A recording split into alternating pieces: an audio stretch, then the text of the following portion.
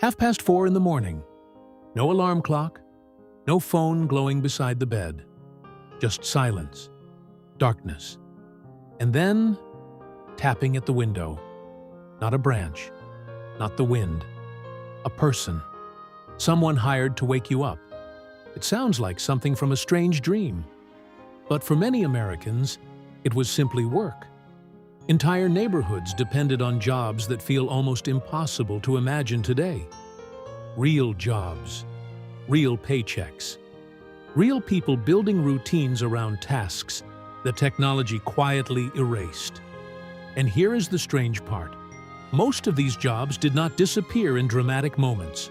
No grand farewell, no final ceremony. One day, they were normal. The next, they were outdated. Like footprints washed away by a tide nobody noticed coming. You probably think history moves slowly. It does not. It jumps. There was a time when the fastest message you could receive arrived on a bicycle. A young Western Union messenger, dressed in a neat uniform, rode through suburban streets carrying telegrams. People listened for the knock. Sometimes it meant celebration, a birth, a wedding, a job offer. Sometimes it meant tragedy. During wartime, the sight of that messenger walking up a driveway could silence an entire block. Neighbors watched from behind curtains. Mothers stopped breathing for a moment. That envelope carried more than paper. It carried possibility or loss. Then the telephone became common. The messenger faded away. No parade. No final delivery announced on the news. Just fewer knocks each year, until the last one felt almost accidental. Before online shopping, another knock meant something very different. The Fuller Brush Man. He arrived smiling, carrying cleaning tools and household products in a case that seemed endless. He demonstrated them right there in your kitchen. He wiped the counter, showed you how the bristles worked, made you feel smart for buying something you had never thought about before he arrived. It was retail theater, personal, local, human. Today, an algorithm recommends products instead. It does not shake your hand. It does not stand in your doorway explaining why this brush will change your life. Some jobs existed because technology had not caught up yet. Others existed because people preferred a human touch. Think about elevators. In early skyscrapers, you did not press a button. A uniformed attendant stood beside a lever, controlling speed and stopping precisely at each floor. It required skill, too high or too low, and someone could stumble stepping out. The operator greeted regular passengers, made small talk, turned a mechanical ride into a brief social moment. Automation replaced that job quietly. Now we stare at our reflections in mirrored walls and avoid eye contact. If that feels small, consider the switchboard operator. Before direct dialing, every phone call passed through human hands.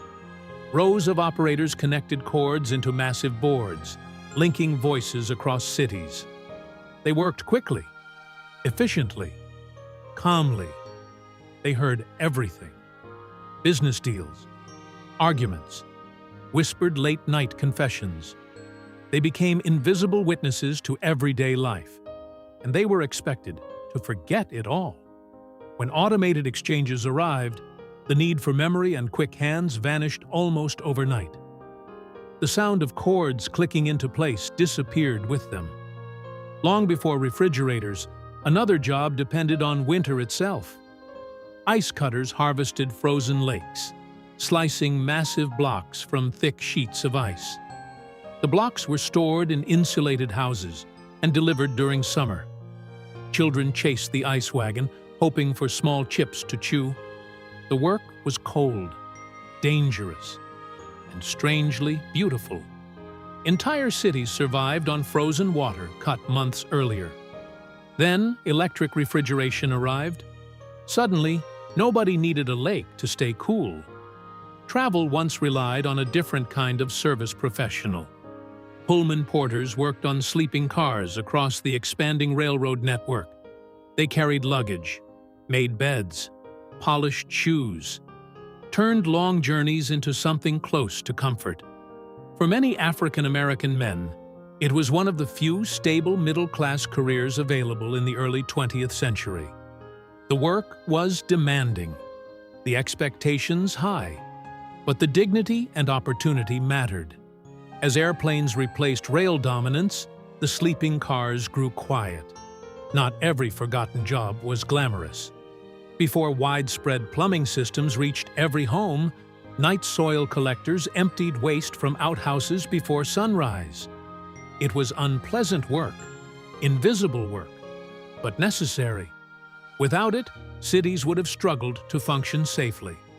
Progress often hides the hands that carried it forward. Then there were jobs built entirely around presence. Cinema ushers guided audiences through dark theaters filled with smoke and chatter. They shined flashlights toward empty seats, kept order during packed screenings. Moviegoing felt like an event. Today, we choose seats online and walk in alone. In bowling alleys, teenagers crouched behind pins, resetting them by hand after each throw. Fast reflexes were essential. One slow movement could end painfully. Automatic machines replaced them in just a few years. Doorstep milk delivery followed a similar path. The milkman arrived before sunrise, leaving glass bottles with a soft clink. He noticed patterns. If milk remained untouched, he knocked. Sometimes that small habit saved a life. Supermarkets made milk cheaper. Refrigeration improved. The milkman did not disappear because he failed. He disappeared because the world shifted around him. Some roles existed for sound alone. Rag collectors moved through neighborhoods, calling out for unwanted items.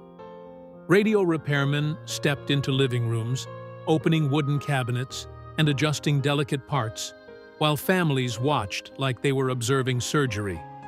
Gas station attendants pumped fuel, cleaned windshields, checked oil, and gave directions with confidence. Filling up felt like a brief conversation, not a transaction. Advertising once meant wearing a sandwich board and walking the same block for hours.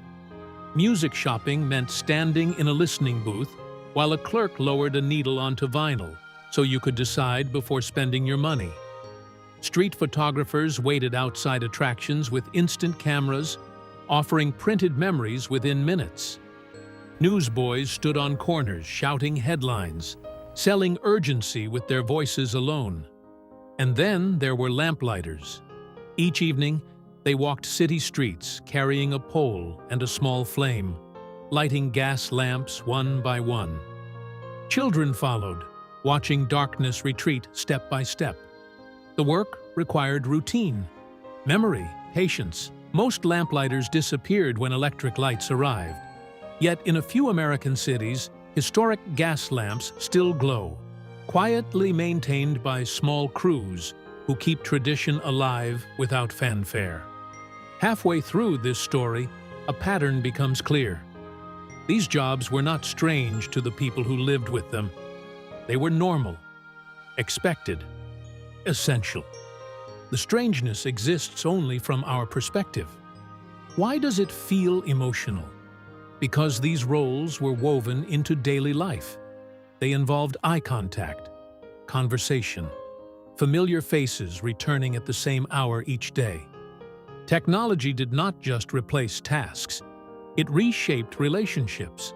None of these workers believed they were temporary.